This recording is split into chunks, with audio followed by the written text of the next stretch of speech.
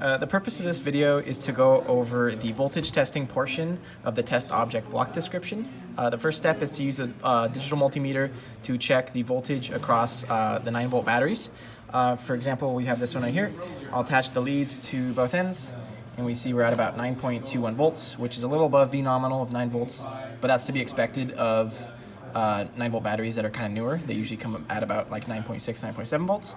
The next step is to compare that value to the minimum and maximum values listed in the table of interface definitions. Our V minimum is 8 volts, V maximum is 10, so 9.2 is well within that boundary.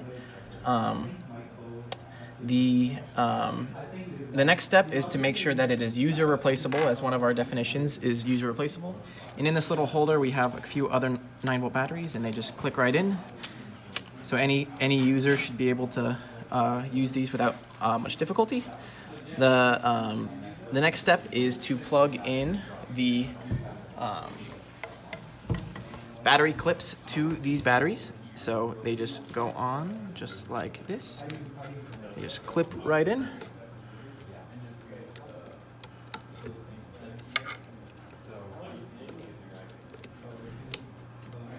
One more. And the reason we have 4 batteries in parallel is just to supply current for a longer amount of time before they die.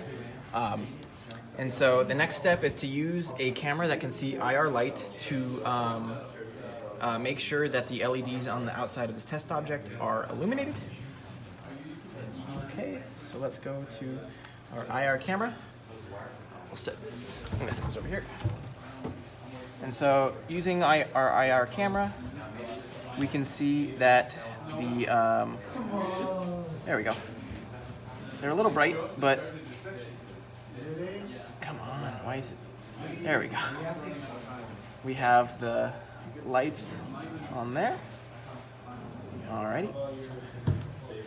The next step, so that was using the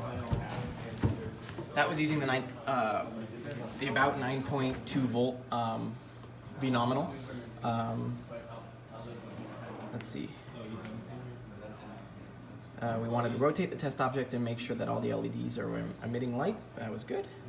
And the next step is to, I'm sorry, I missed a step. One of the definitions is to make sure that we can see the light at a distance of at least 1 foot away.